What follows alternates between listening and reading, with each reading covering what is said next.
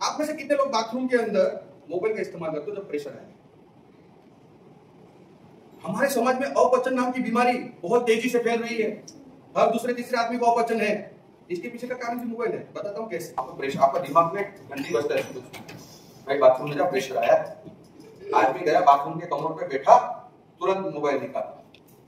अब इसको ये नहीं पता चल रहा है कि यहां से ऑक्सीजन भेजू काम करने के लिए, कि यहां आंखों में ऑक्सीजन भेजू काम करने के लिए।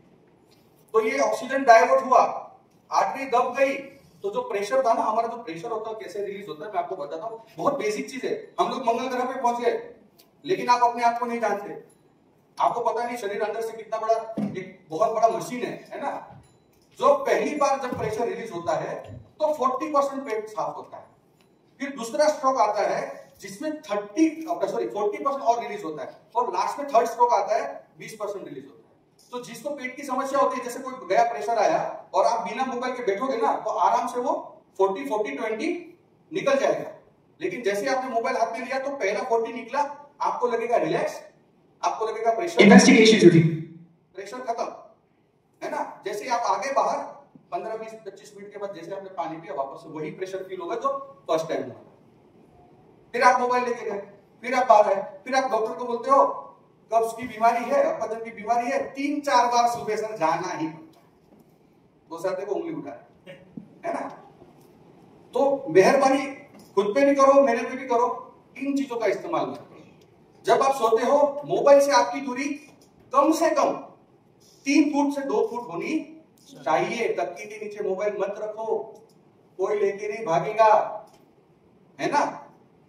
नहीं तो क्या होगा, दिन भर का किया काम और बॉडी बेचारी बोलती है रात को तो मेरे को आराम दे। 6 घंटे में हमारी रिपेयर सिस्टम होती है बॉडी की, 7 घंटे में बॉडी अपने आप को रिपेयर करता है। वो टाइम पे इंसुलिन ही जनरेट नहीं हो रहा है हमारे बॉडी के अंदर। क्या नहीं हो रहा है? इंसुलिन जनरेट नहीं हो रहा है। फिर शुगर बढ़ने लगी है, शुगर के पेशेंट बढ़ने लगे। जब इंसुलिन बनेगा ही नहीं, रोग प्रतिकारक शक्ति ही डेवलप नहीं होगी, तो फिर आपको बाहर से इंजेक्शन लेने पड़ेगा।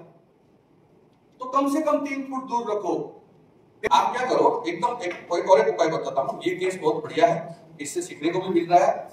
पानी की जो बोतल होती है बिस्लेरी जैसी, उस बोतल को हमारा मैग्नेट का तकिया जो है वाल के, या फिर जैसे सुबह हम उठे फिर तो मैट्रेस में कोई नहीं सोएगा, तो उसके अंदर 3-4 बोतल को घड़ी एकदम बढ़िया से रख के, लीकेज ना हो, और उसको घड़ी करके रख 8-9 घंटे पानी पूरा मैग्नेटाइज हुआ कि दिन में 2 लीटर पानी पीने को बोली, सिर्फ मैग्नेटाइज वाटर 2 लीटर।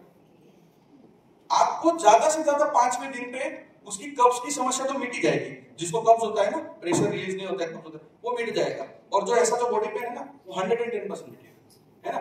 ठीक है, तो भी मुझे उनके रिपोर्ट्स एक बार भेजिए, मैं देख के आपको बताऊंगा।